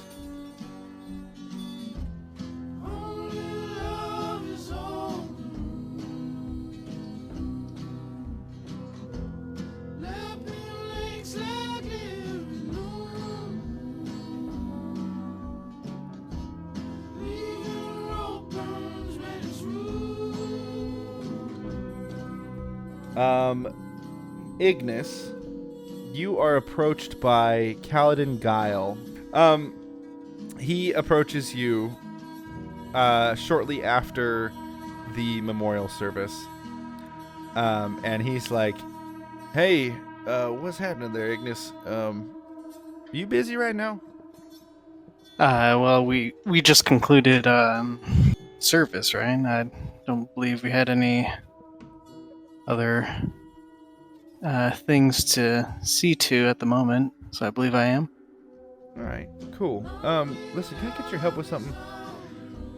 There's I'm the woodsman for the orcs. Now they've hired my services that way, so we come through the forest if we need to do trade. I know it pretty well, but I've seen something that I've never seen before, and the way that it's shaped has me a little worried based on, because I didn't see it till y'all got here. And now that you're here, based on what you've seen recently, I think maybe you might be able to help me with. Okay.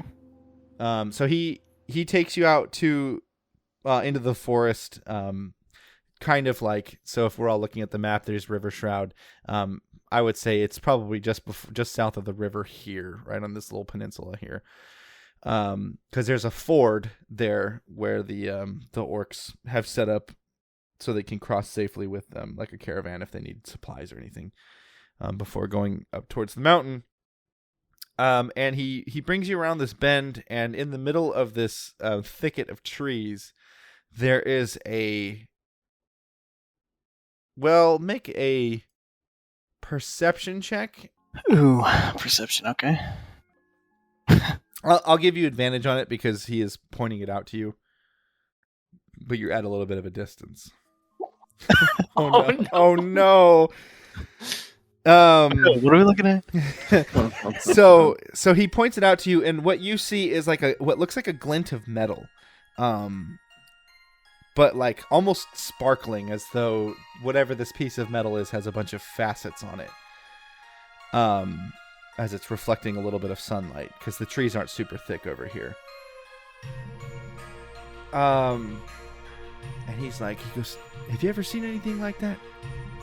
I can't say that I have. It's kind of hard to tell. You said it's what time of day is it? Nighttime? It's like, I'd say it's just afternoon.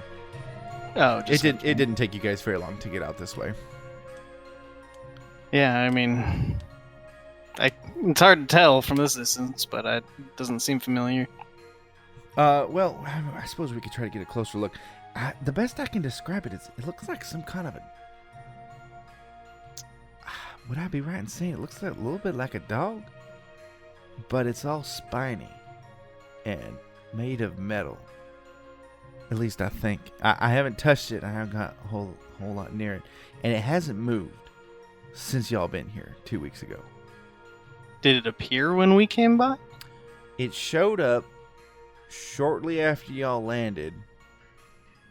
I shouldn't say it hasn't moved. It moved there about a week ago. About the time that, let's see, what was going on that day? That was the day everyone was drinking. Well, that was most days, I guess. But who was that fella who y'all knew in the white robes? It was the same day he showed up. Yeah, this thing, it moved the very first. They moved over here when that fella showed up, and it's been here ever since. You never seen anything like that? As you guys are moving a little bit closer, you actually like see it come into view, and make an investigation check. Yeah, okay. So, you know what this thing looks like to you with an investigation of 20?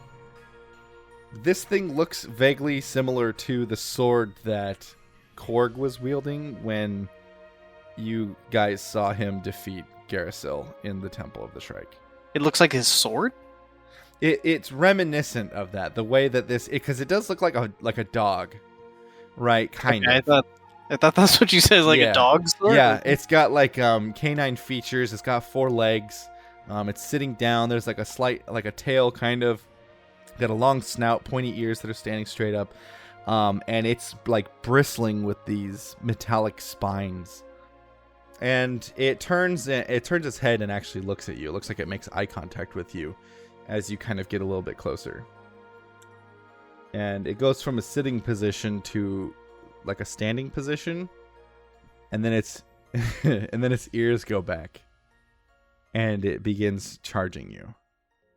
Oh, jeez.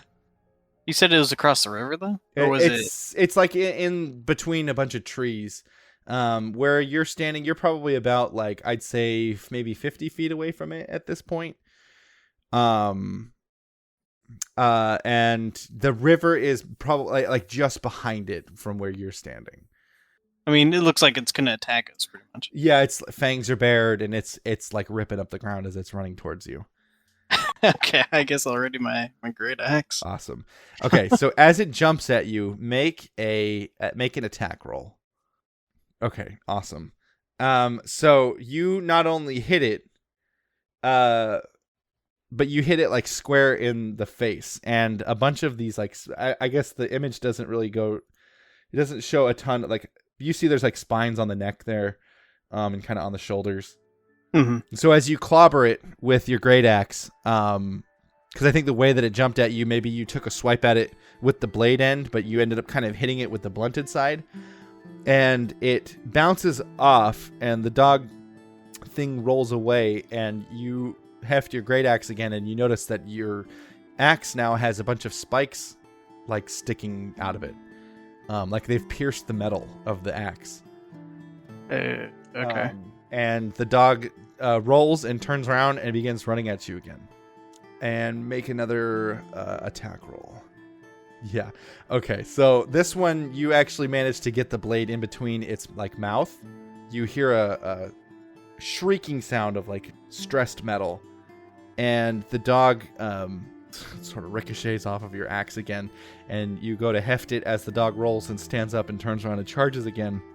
And now you see there's along the blade edge of the axe, there's now what looks almost like serrated pieces of metal jutting out in addition to your axe. And this time the dog jumps at you. Go ahead and make another attack roll. Oh, damn. Oh man. Oh boy. Yeah, you nail it right between the shoulders.